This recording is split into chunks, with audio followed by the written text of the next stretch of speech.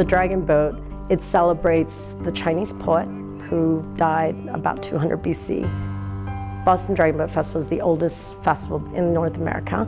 I started when I first came to Boston, and I've been doing it every year.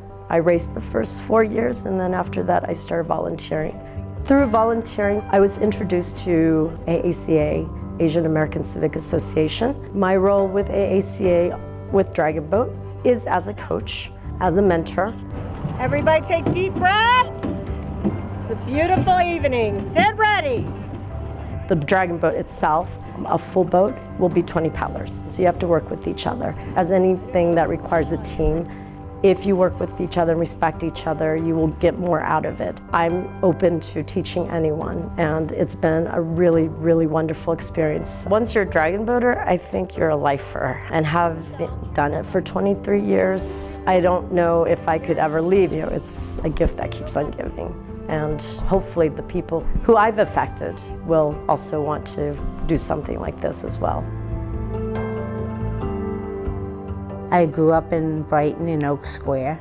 I've lived there my entire life. I'm with St. Columbkill Parish. I'm the parish secretary. Part of the work that we have is people come to the church for help, you know, like with fuel assistance, rent, food. ABCD I really started using as a resource for all my clients because I could send them for the taxes, get them to apply for the fuel assistance if our fuel assistance wasn't enough. It started to be a mutual thing in that we were able to work in collaboration. When we started doing that, ABCD suggested that I join the Allston-Brighton Board of Directors, and I've been going ever since. I feel that it's what God calls me to do. I love the people. The people aren't just clients, they're our friends. I really feel committed to them. I've been in Charleston 21 years. I'm fortunate to have a restaurant that I can raise money. I created it from scratch, Navy Yard Bistro. As soon as I opened up the restaurant, I became immediately involved in the community. Because I wanted the restaurant to be more than the restaurant. I wanted to be part of the community. We did like a wine lunch. We do it every year for the food pantry in Charleston, the Harvest and Wine Food Pantry. And for the Kennedy Center also. So I donate all the food and the wine. It's able to generate $3,000 to $4,000. So we do that every fall. Several years ago, I contracted a Guillain-Barré syndrome. It's an autoimmune virus, and my hands started getting tingly, my feet were going numb and starting to hurt. And over a 3 days period, I could barely stand up. So I spent 4 months in Spalding Rehab. You know, they really helped me get back on my feet again. And it was kind of fate that they built a brand new Spalding right down the street from my restaurant. So it's great, I can go there and visit and bring them dinner. And there's a lot of patients that have Guillain-Barré. So when they do, I try to go out and visit them. I mean, I have that platform for having a restaurant that I get to raise this type of money. So I think it's important for me to take advantage of it. My name is SHAVELLE Olivier. I currently live in Mattapan for more than half of my life now. Mattapan Food and Fitness has started out because residents of Mattapan were concerned about the high rates of diabetes, obesity, and hypertension. My role is Youth Program Manager. Mattapan on Wheels is a youth-led biking event. There's 3 routes that individuals can choose from: family, intermediate, and expert. And we have the vigorous youth who are between the ages of 14 to 19 lead each of those 3 routes. A lot of diversity within the event: teenagers, young people, old people. We want to make that available for all residents. The number one feedback that I get is that they love that it's youth-led. So keeping that spirit alive and seeing that people are reflecting upon that, it's really good. The other feedback that I get is by hearing that people are thinking about biking, which is why we're trying to put on an event to get people to bike more. That's a good step in the right direction. And of course, a lot of people like the bike routes. They like the scenery of the neighborhood. I feel happy and I feel satisfied. I was able to put on an event that people actually want to go to, and I'm happy that other people are enjoying it.